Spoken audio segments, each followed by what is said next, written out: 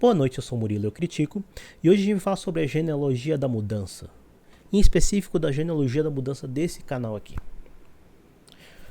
Quando o Murilo Critica nasceu, eu trabalhava numa produtora, eu tinha várias câmeras, tinha gente para editar para mim e tal, e passado um tempo isso deixou de existir. Estava eu com vontade de fazer o Murilo Critica, mas sem os editores, sem as câmeras, eu estava perdido com vontade de fazer uma coisa que eu não tinha mais como fazer. Então passou um tempo, voltei eu aqui fazendo vídeos menores, mais curtos, e falando de coisas que não são cinema, o que seria impossível no começo do canal.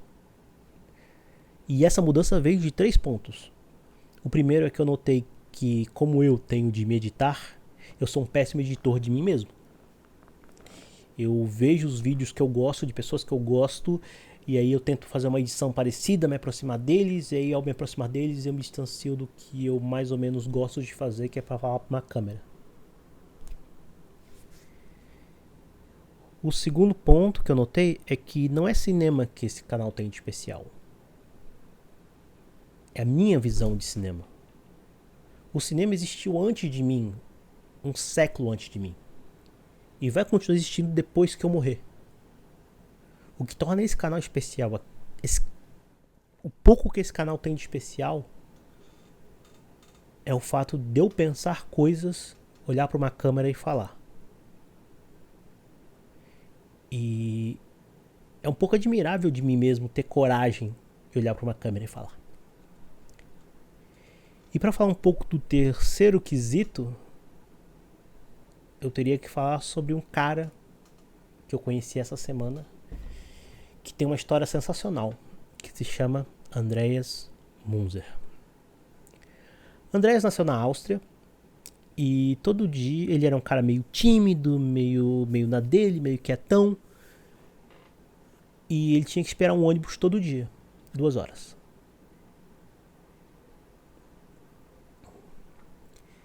E ele descobriu que o jeito que ele gostava de passar essas 2 horas esperando o ônibus era dentro de uma academia, puxando ferro.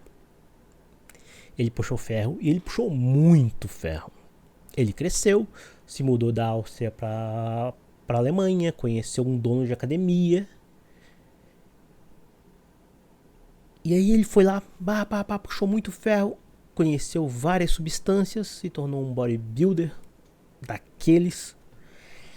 E essa academia para quem ele trabalhava, esse cara para quem ele trabalhava, tinha uma política de que o cara tinha que estar pronto para fotos, para promoções da academia o ano todo. Então o Munzer era um cara que estava pronto para se exibir como bodybuilder o ano todo. Ele não relaxava na dieta, ele não descansava dos treinos, pelo contrário, ele queria mais e mais e mais. E aí você encontra o ambiente certo para um maluco que é psicótico na ideia de fazer o que faz. Normalmente, dependendo do caso, isso podia ser uma receita para o sucesso. E no caso do Andreas não foi. Foi a receita do desastre. O Andreas começou a competir. Ele ganhava concursos menores, disputas menores aqui e ali. Ele ganhou o 3º lugar no Mr. Olympia, o maior nome do fisiculturismo. E esse foi a melhor marca dele na carreira. 3º lugar no Mr. Olympia. Ele competiu mais alguns anos, 5º, 6º, 7º, 9º, enfim. Ele nunca chegou de novo ao 3º lugar.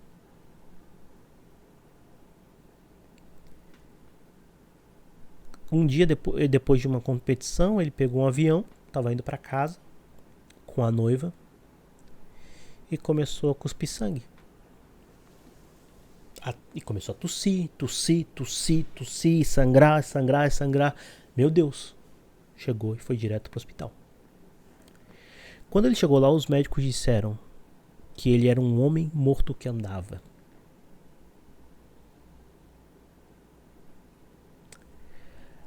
O sangue do Andreas era tão grosso que era viscoso. Ele tomou tanto diurético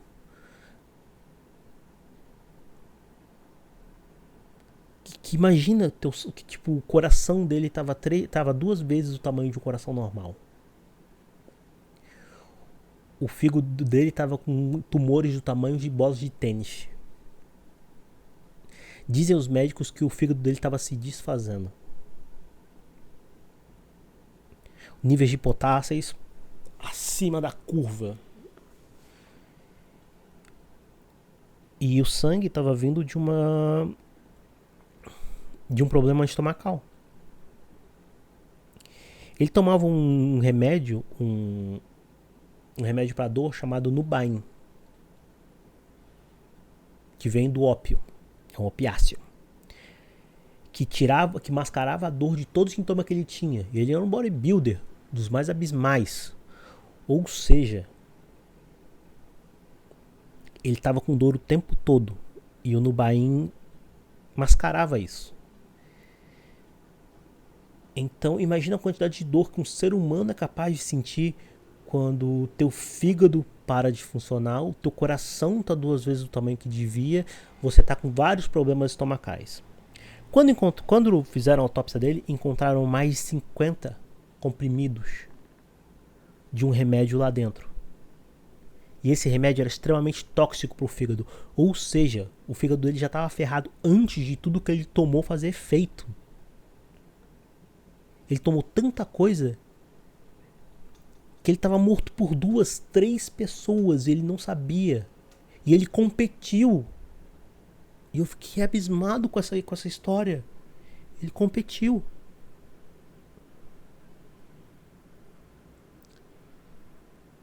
E o que me assustou, na real, foi notar que ele nunca passou do 3º lugar.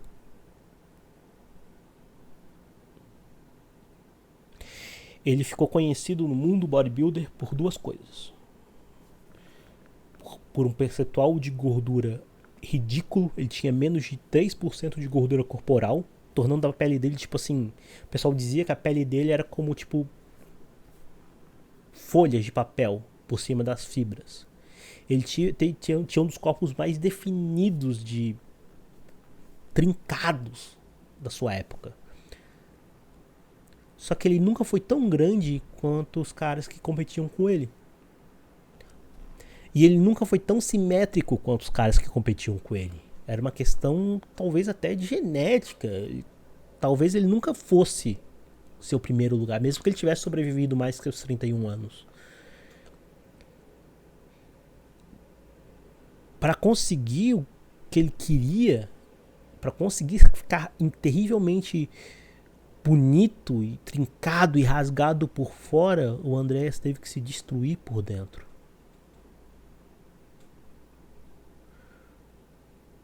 O conceito em si me assusta muito. Para parecer incrível, eu tenho que me tornar completamente podre e me destruir para poder mostrar isso pro mundo.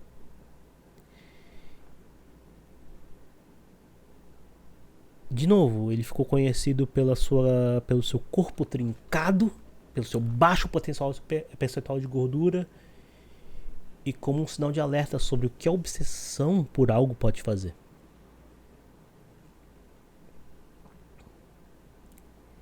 Eu falo muito sobre paixão e obsessão nesse canal. Eu acho absurdamente incrível e genial quando alguém é obsessivo por algo ao ponto de querer fazer melhor o tempo todo. Mas eu nunca me perguntei se compensaria se destruir para ser incrível no que você faz. Se para você ser genial, você se quebraria como um todo. Se você lutaria contra o que tem dentro de você para poder colocar uma coisa dessa para fora. E esse é o 3º ponto do porquê eu voltei a fazer vídeos e porque eu faço vídeos desse jeito agora. Basicamente sem edição, eu falando para uma câmera. Porque falar dessas coisas de existência, de arte, de estética da existência, é o que me faz menos sozinho.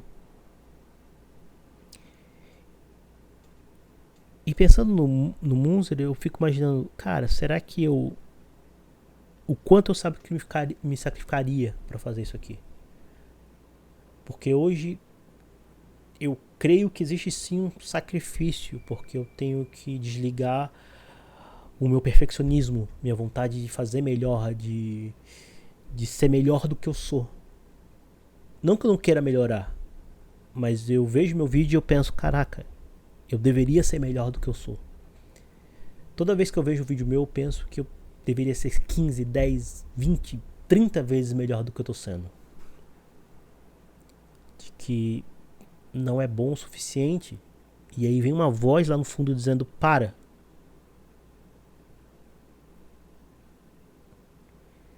E essa voz é calada por uma outra. Que diz, é isso que aproxima você das outras pessoas desse mundo. E vale a pena fazer isso. Então desconstrua o que você tem aí dentro para poder passar alguma coisa aqui fora. E aí eu não consigo parar na ideia de pensar no Munzer que para ter coragem de fazer qualquer coisa daqui para fora, alguma coisa dentro de você tem que se desconstruir, reconstruir e sim, morrer também. Porque há partes do perfeccionismo que são incríveis, que te tornam de verdade uma pessoa melhor do que você faz. Mas existem partes do perfeccionismo que te destrói. Muito do perfeccionismo que eu conheço em várias pessoas que eu amo está diretamente ligado a medo de fazer qualquer coisa. Medo do fracasso, medo da tentativa, medo de se expor. Eu tenho vários amigos que têm um problema sinistro de não fazer o que amam, porque se fizerem o que amam e falharem, eles não sabem o que sobra. Dane-se, cara. Mesmo eu, se o Murilo Critica desse errado e eu não conseguisse mais falar sobre arte na minha vida, o que restaria? O Munzer não teve essa dúvida. Ele queria ser um bodybuilder e ele se matou para isso. Literalmente. É admirável? Não.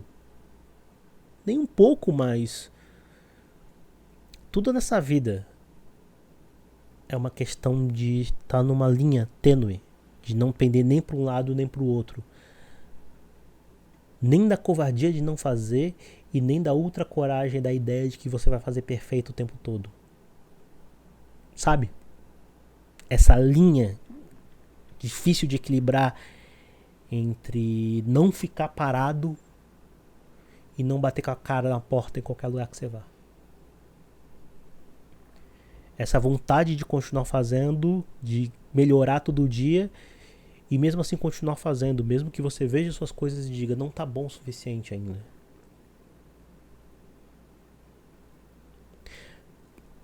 Dane-se, até a ideia do Andreas. Ele fez tudo isso e ele nunca passou do terceiro lugar. E eu fico me perguntando que se um gênio chegasse no começo da carreira do Munzer e dissesse, você nunca vai passar do terceiro lugar, se ele faria tudo o que ele fez. A resposta que eu tenho pra mim é que, primeiro, que sorte que a gente tem de não existir esse gênio. Que sorte que a gente tem de não poder ver o próprio futuro. E a segunda é, o resultado não pode interferir nas nossas paixões. O sucesso e fracasso são coisas terrivelmente mutáveis. Van Gogh que eu diga. Mas sucesso e fracasso perdem para uma coisa que é muito mais importante: existir nesse mundo doido de Deus. Esse foi o Murilo Critica. Eu falei um pouco hoje sobre o Andreas Munzer. Sim, eu falo sobre coisas que não fazem sentido nenhum. Eu mal vou na academia, quanto mais ser um bodybuilder. Mas tem muita história no mundo incrível para ser contada, pra gente ficar só dentro do mais do mesmo. Obrigado, até a próxima.